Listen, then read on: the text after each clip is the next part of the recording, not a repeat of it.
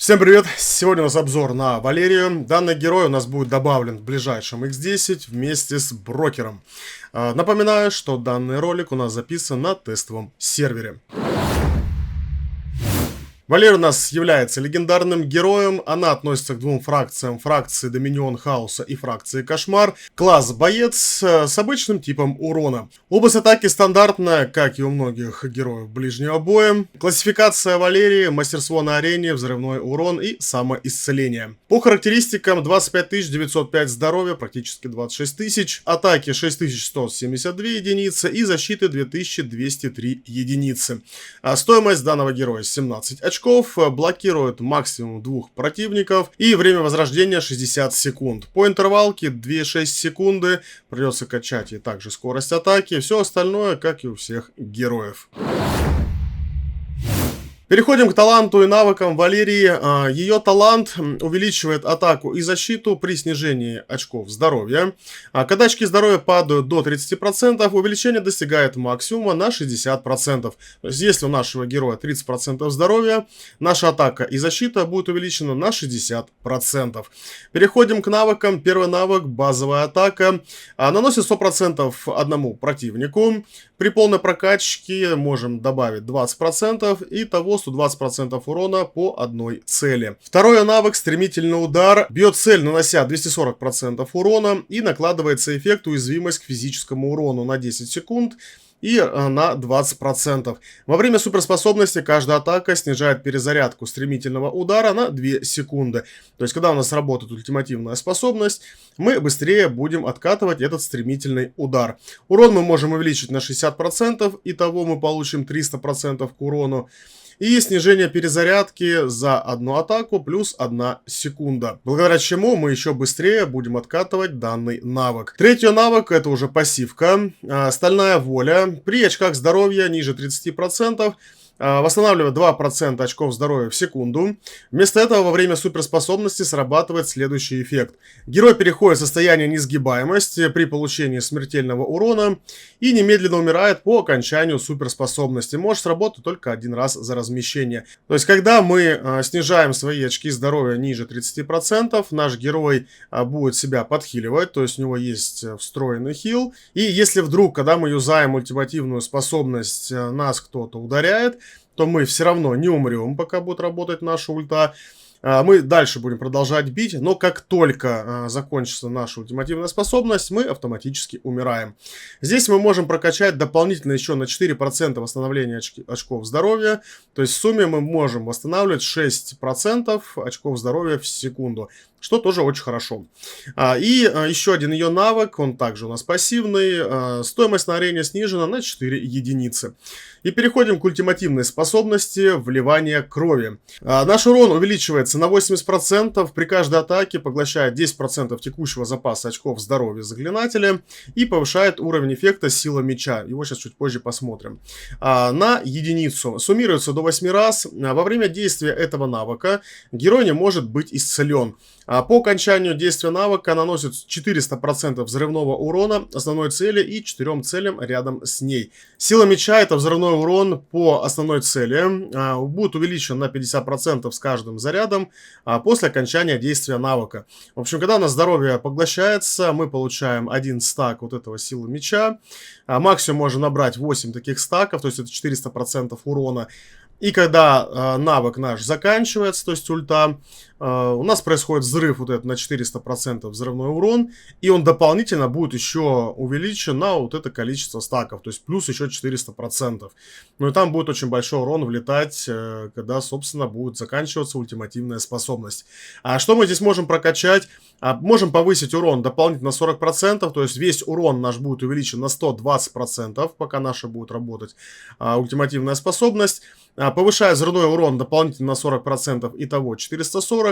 И использование навыка у нас будет стоить 900 единиц. И начальная ярость у нас дополнительно добавится еще плюс 200 единиц. Итого 700 единиц ярости на старте. То есть мы сразу практически можем заюзать нашу ульту.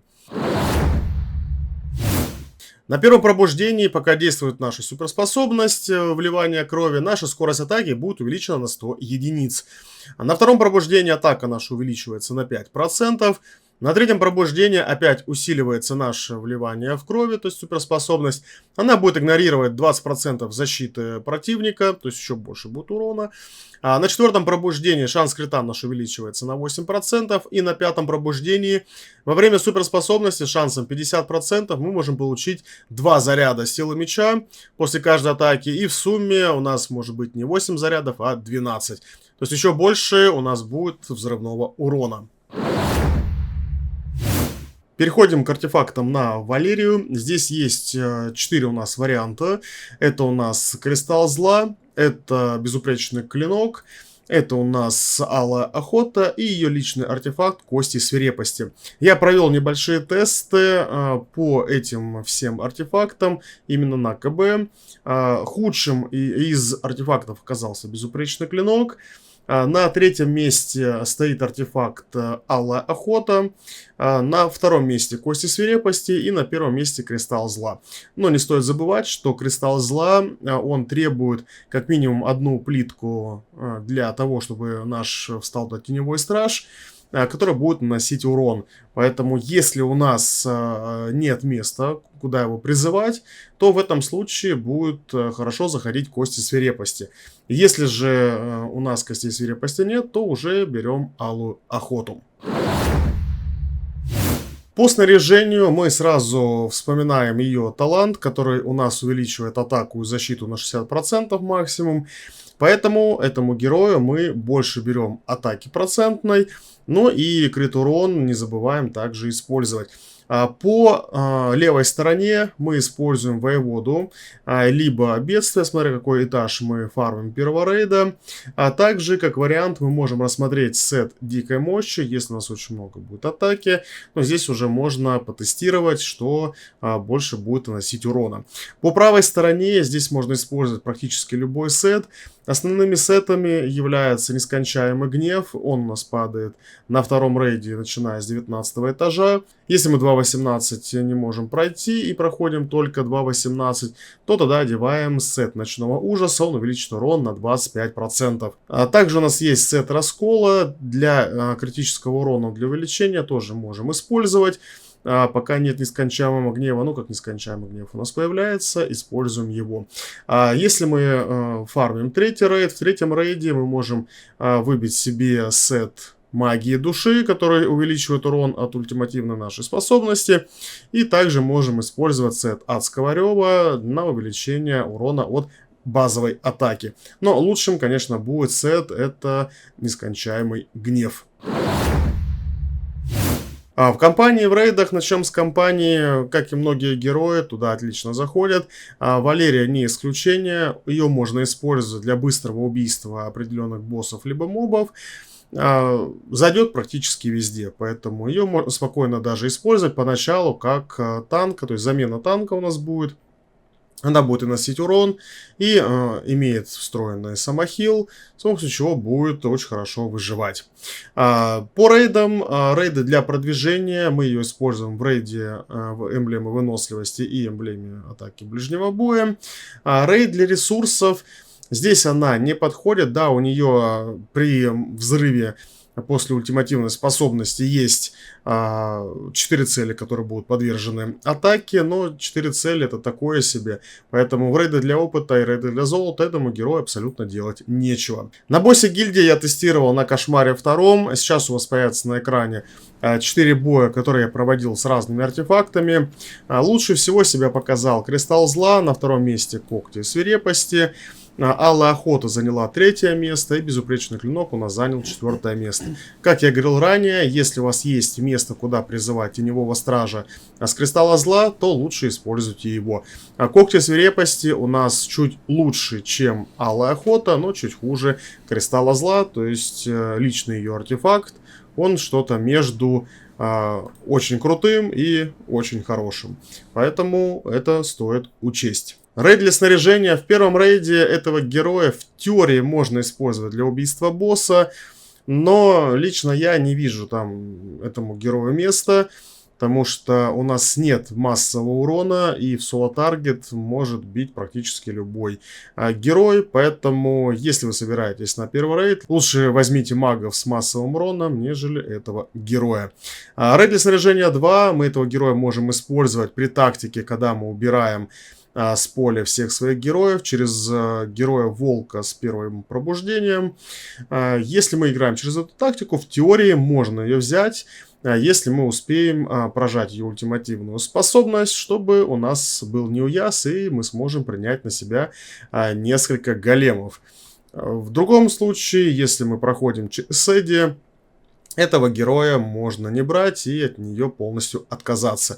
В третьем рейде снаряжения этому герою делать нечего, потому что нету урона против воздушных целей. Далее, рейд для материалов, артефактов. Герой себя показывает великолепно, наносит кучу урона. И ее можно использовать как при траях, так и уже при фарме 18 этажа, когда у нас будет уже автобой настроен, и у нас будет висеть баф на 30% к характеристикам. Герой очень много наносит урона, и если у нас еще есть Салазар, то с Салазаром очень быстро наш босс умирает. В испытаниях, фракциях, приливе, естественно, этого героя везде берем, везде используем. Переходим к арене, и Валерию мы будем использовать на непрерывном уроне, либо на одиночной цели. Лучше всего она покажет себя на одиночной цели. На непрерывном уроне есть небольшой нюанс. Там есть мобы, которые могут носить урон с помощью своей ауры. И если у Валерии будет очень мало здоровья, она не выживет и, к сожалению, может умереть. Поэтому нам нужен хоть какой-то ей подхил. Ее личный хил не справится. Либо прожмем ультимативную способность. Но мы тогда после нее умираем, потому что урона будет очень много идти от этих мобов. Но на одиночной цели нас никто бить не будет, поэтому мы можем там полностью весь свой урон выдать, какой сможем. Тем более у нас цена на арене снижена на 4 единицы с помощью пассивки, поэтому лучше всего ее, конечно же, брать. На массовый урон, на противовоздушную цель мы этого героя не берем, отказываемся и туда не вводим. Если мы Валерию рассматриваем для прохождения разлома пустоты, для определенных этажей, для определенных боссов этот герой идеально заходит. Мы можем пройти финального босса Торадора, можем задамажить Лассира, в том случае, если у нас нет Салазара. И она себя еще покажет великолепно на некоторых этажах.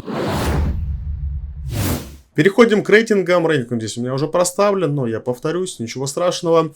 Арена непрерывный урон, рейтинг 5 баллов. Но не забываем о мобах, об которых мы можем умереть. Рейд для материалов и артефактов. Здесь, конечно же, 5 баллов, как и прилив, как и испытание фракции. Арена одиночная цель 5 баллов. Вот там ей лучше всего находиться в любой пачке, потому что у нее еще есть увеличение урона физического.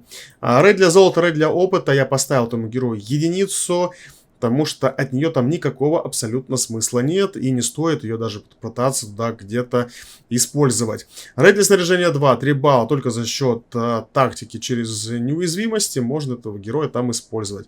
Босс гильдии, лично для меня этот герой заслуживает 5 баллов. Урон она выдает отличный, но я думаю, сами уже посмотрели, какие цифры у нас могут получаться.